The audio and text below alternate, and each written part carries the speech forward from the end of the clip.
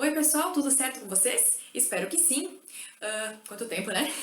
Vamos hoje então com mais um videozinho, dessa vez falando do uso da vírgula. Algumas situações, claro, não vou passar todas, mas se vocês dominarem esses casos aqui, vão ver que a escrita de vocês já vai ficar bem melhor.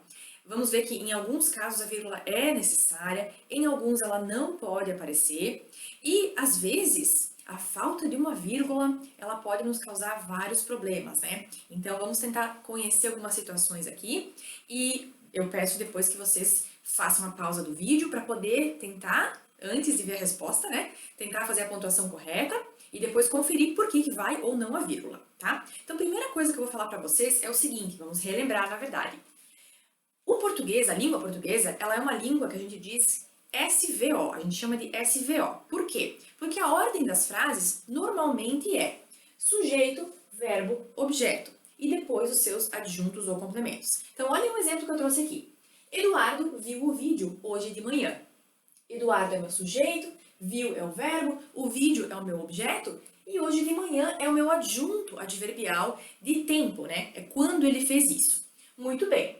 Quando eu tenho, olha só que regrinha bem importante, quando eu tenho essa ordem de frase aqui, né, esses elementos aqui, eu preciso lembrar que não vou colocar vírgula em nenhum lugar.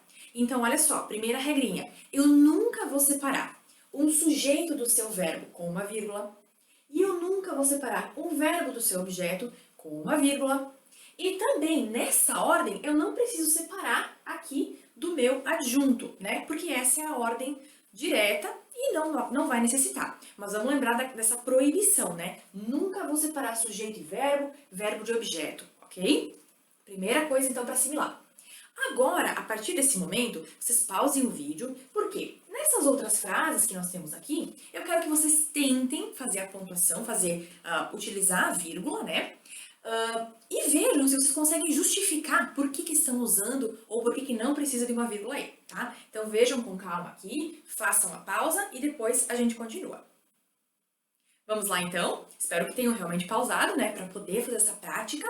E agora, olhem só, primeira frase que nós temos aqui. Vejam que é a mesma que nós tínhamos em cima, mas mudou uma coisinha, né? Mudamos a ordem ali das coisas. Então, se aqui, nesta ordem, não precisava de vírgula, quando eu pego esse adjunto aqui, né, e trago ele para frente, né, eu começo a minha oração com esse adjunto adverbial, eu vou precisar colocar uma vírgula. Portanto, hoje de manhã, vírgula, Eduardo viu o vídeo, tá? Então, olha só, deslocando, né, esse adjunto para cá, podia ser uma outra expressão também, né? Semana passada, quinta-feira, enfim, poderia ser qualquer adjunto adverbial. Se eu colocar ele aqui para frente, eu preciso separá-lo do resto da frase, ok? Muito bem. E agora, nessa aqui, olha que eu puxei uma flecha, né? Então, Raíssa, com calma, fez o trabalho. Verdade isso, Raíssa? Você fez o trabalho com calma? O Eduardo, se ele perguntar, você viu o vídeo, né? Então, olha só. Será que eu preciso colocar a vírgula aqui em algum lugar? Então, um olhar mais atento vai perceber que, com calma, é o modo como a Raíssa fez o trabalho. Ou seja, é o meu adjunto adverbial de modo, né? E por isso, vejam que ele não está no fim, né? Então, naquela ordem SVO, eu estou deslocando ele. Eu não estou colocando no começo, e sim no meio da oração. Mas então também precisa de vírgula? Sim, também precisa de vírgula. Olha só. Raíssa, com calma, fez o trabalho. Tem uma regrinha que diz que se tiver um adjunto adverbial no meio da frase e ele for uma palavra só, aí eu não vou precisar de vírgula.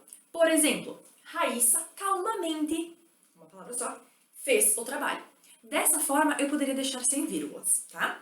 Mas, na maioria dos casos em que eu tiver essas expressões, né? Se fosse hoje de manhã, seria a mesma coisa. Com calma, ali já são duas palavrinhas. Eu vou fazer essa separação. Então, vejam, eu só não coloco a vírgula se ele estiver no final da oração.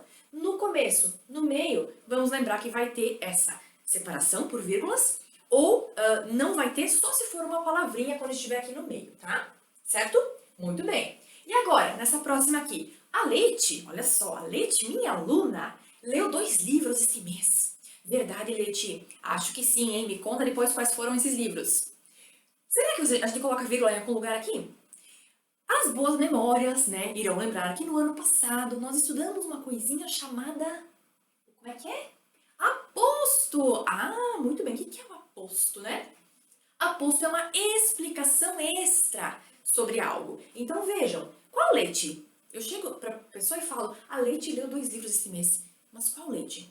Então, a Leite, minha aluna. Mas aí, eu faço isso. Leite, minha aluna, leu 2 livros este mês. É uma explicação extra. Eu poderia tirar esta expressão aqui, dizer apenas Leite leu 2 livros este mês. Mas aí eu tenho que cuidar do contexto, né? Se a pessoa sabe de que leite eu estou falando e assim por diante. Mas aqui, nesse caso, eu vou fazer a separação, tá? E porque eu quero incluir a expressão, eu incluo entre vírgulas. E vou colocar aqui, para nós lembrarmos, que estamos falando de aposto. Com aposto, sempre vou usar as vírgulas, tá? Então, as duas nesse caso. Agora, vejam aqui que eu tenho 2 exemplos que são da mesma regra, tá? Primeiro, Diogo, venha cá. O que eu estou fazendo com o Diogo? Eu estou chamando. Quem aí vai lembrar que quando estudamos o aposto, também vimos o... Como é que é?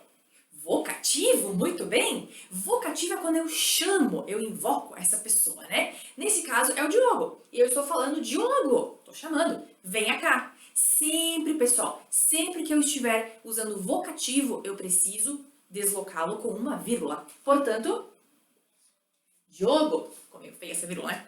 Venha cá, eu estou chamando. Agora vejam que é o mesmo caso aqui, mas olhem o perigo de não usar uma vírgula nesse caso. Vamos aprender a recortar e colar crianças. Como assim recortar e colar crianças, meu Deus? Olha só o que é a falta de uma vírgula, né, gente? Eu estou apenas chamando as crianças, me referindo às crianças e dizendo para elas que a gente vai hoje aprender a recortar e colar.